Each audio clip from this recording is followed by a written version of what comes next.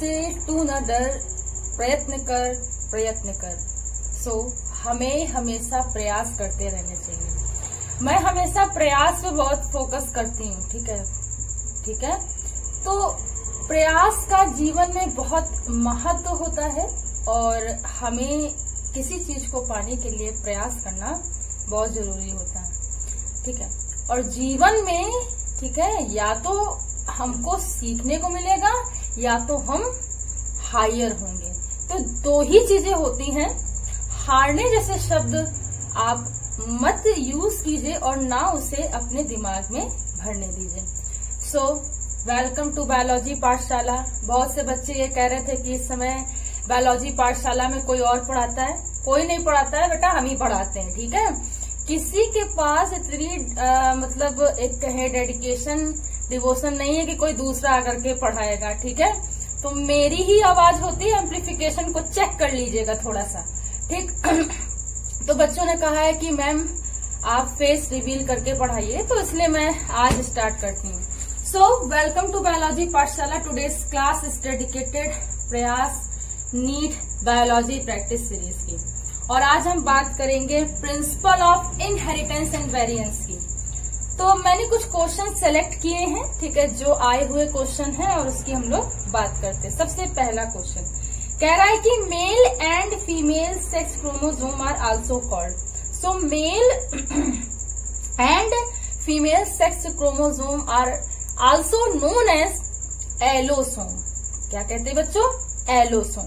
तो male and female sex chromosome होता है, उसे सेक्स क्रोमोसोम भी कहते हैं, एलोसोम भी कहते हैं, याद रखेंगे, ठीक है। अब देखिए नेक्स्ट क्वेश्चन क्या कह रहा है। कह रहा है कि a male human is heterozygous, मतलब मेल कैसा है? हेट्रोजाइगस है। For the autosomal gene A and B and is a hemizygous for the haemophilic gene H, ठीक। तो मेल जो है बेसिकली वो क्या? हेट्रोजाइगस है, मतलब उसमें दो तरीके के बेसिकली सेक्स क्रोमोसोम होंगे, एक्स एंड वाई, ठीक। और बेसिकली वो हेमीजाइगस है हीमोफिलिक के लिए, उसका जीन क्या है? एच। तो कह रहा है कि what the proportion of his sperm will be a ABH। तो इसका जो प्रोपोर्शनल होगा वो 1/8 का होगा, ठीक है। उसका जो प्रोपोर्शन होगा वो 1/8 का होगा। तो ये क्वेश्चन AIPMT का है, बहुत इंपॉर्टेंट क्वेश्चन है, इसे याद रखेंगे, ठीक है।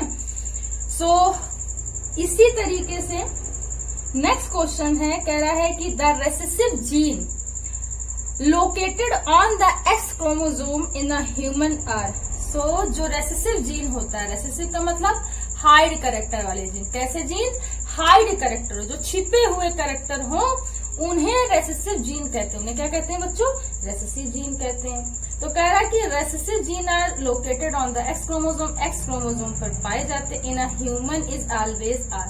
सो रेसेसिव जीन जो होता है वो हमेशा फीमेल्स में, या मैं ये कहूँ गर्ल्स में अपीयर होगा, शो होगा, ठीक है, या एक्सप्रेस होगा, ठीक है, एक्सप्रेस इन ए फीमेल्स। तो ये बात याद रखेंगे, ठीक है। एक बात और इसी में याद रखेंगे कि जो फीमेल्स होती हैं, ठीक है, डॉटर्स होती हैं, वो हमेशा कैरियर का काम करती हैं, वहां का काम करती है। कोई भी डिसीज को एक पीढ़ी से, एक जनरेशन से दूसरे जनरेशन में ट्रांसफर जो करने का काम होता है वो हमेशा क्या करती है? डॉटर करती हैं या फीमेल्स करती हैं, एक्सेप्ट द हाइपरट्राइकोसिस। लेकिन ये एक्सेप्शन है कि हाइपरट्राइकोसिस को छोड़कर। आपने देखा होगा कि ईयर में मेल्स के थोड़े से हेयर होते हैं, तो कर्ण पल्लवों पर बालों का पाया जाना, and the presence of hair on ear pinna.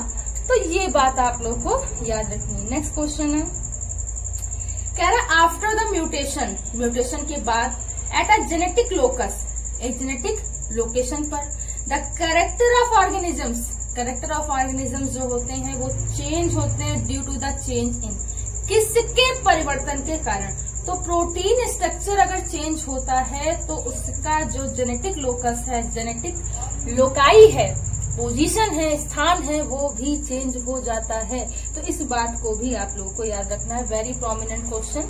हमने मॉलिक्यूलर बायोलॉजी में आप लोगों को बहुत सारी चीजें बताई हैं, ये बहुत इंपॉर्टेंट क्वेश्चन है, ठीक है। नेक्स्ट क्वेश्चन है क्वेश्चन नंबर 57, कह रहा है कि लैक ऑफ इंडिपेंडेंट असॉर्टमेंट, मतलब इंडिपेंडेंट असॉर्टमेंट की कमी के कारण 2 gene A and B in a fruit fly drosophila is due to. देखिए, जब कोई भी मतलब कोई कैरेक्टर है, कोई बेसिकली बेस्ड लॉ पे कैरेक्टर है, वो अब्सेंस हो जाए, ठीक है। इसे मान लीजिए यहाँ पे बात हो रही इंडिपेंडेंट असॉर्टमेंट की, अब वो क्या हो गया, अब्सेंट हो गया, क्या हो गया, अब्सेंट हो गया। तो उसमें क्या होता है, एक लिंकेज टर्मिनोलॉजी को याद रखिए, उस स्थिति में एट दिस पोजीशन लिंकेज काम करता है, लिंकेज का प्रोसेस होता है। तो होता क्या है कि lack of independent assortment 2 genes are we can say that A and B in drosophila is due to a linkage. तो लिंकेज की वजह से ऐसा होता है, ये बात याद रखेंगे। नेक्स्ट क्वेश्चन क्या है, balance theory of sex determination was propose by. So balance theory of sex determination जो दिया था वो कैल्विन बी ब्रिज ने दिया था। किसने दिया था बच्चों, कैल्विन बी ब्रिज ने दिया था। तो ये बात याद रखेंगे, क्या याद रखोगे, इस बात को याद रखोगे। अच्छा, नेक्स्ट क्वेश्चन देखिए, कह रहा है कि गायनेकोमेस्टिया, अब ये बहुत अच्छा प्रोसेस होता है basically. Gynaecomastia is the symptoms of, अब ये पूछा गया है, तो गायनेकोमेस्टिया बेसिकली क्या होता है, इंक्रीजिंग ऑफ द निपल्स, ठीक है, इनकी इस तरीके से इसका फैक्टर होता है। We can say that symptoms and the syndrome is that is a Klinefelter syndrome, that is a Klinefelter syndrome। so ये बात याद रखेंगे, ठीक है। नेक्स्ट क्वेश्चन है क्वेश्चन नंबर 61, कह रहा है कि a common test to find the genotype of the hybrid is a। so common जो बेसिकली टेस्ट होता है जो हाइब्रिड के जीनोटाइप में होता है वो बेसिकली क्या होता है, तो this is a crossing of the F1 generation और a progeny with a male parent. तो इसमें क्या होता है, F1 जनरेशन का मेल पेरेंट, यानी एक तो F1 जनरेशन है फीमेल पहले से ही ऐड है, देन मेल पेरेंट से इसका क्या होता है, क्रॉसिंग होता है या क्रॉस मेथड होता है। तो ये बात याद रखोगे, ठीक है। नेक्स्ट क्वेश्चन देखिए, कह रहा है टर्नर सिंड्रोम इज अ, तो XO type is a Turner syndrome, मतलब O का मतलब होता है अब्सेंट। तो एक X कैरेक्टर ही नहीं होता है, इस तरीके का जो सिंड्रोम होता है that is a Turner syndrome, ठीक है। वैसे ही एक सिंड्रोम और आता है, कौन सा, जैसे मान लीजिए क्लाइनफेल्टर 21st क्रोमोसोम का trisomy, that is a Down syndrome, that is a Down syndrome. तो ये बात याद रखेंगे, ठीक है।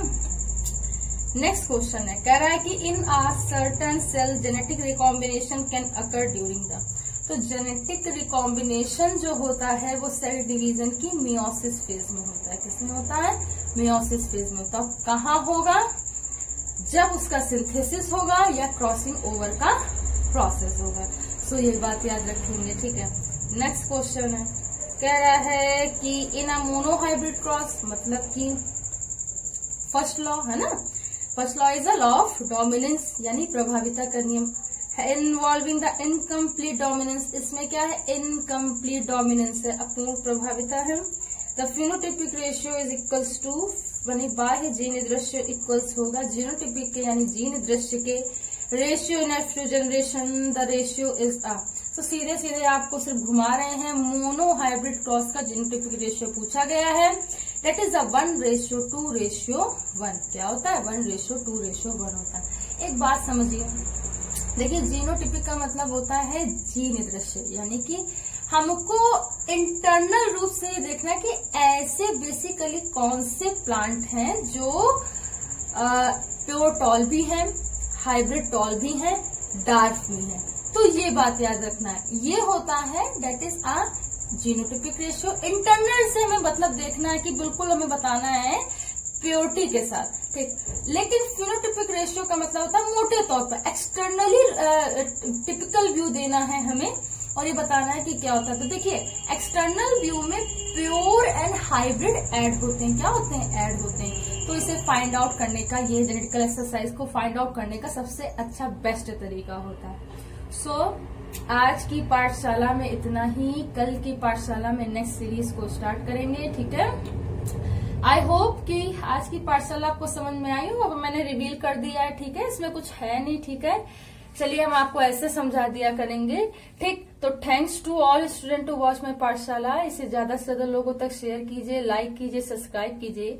बायोलॉजी पाठशाला का बेल आइकन, उस घंटे के बटन को दबाए रखिए ताकि आने वाली लेटेस्ट अपडेट आप तक पहुंच सके।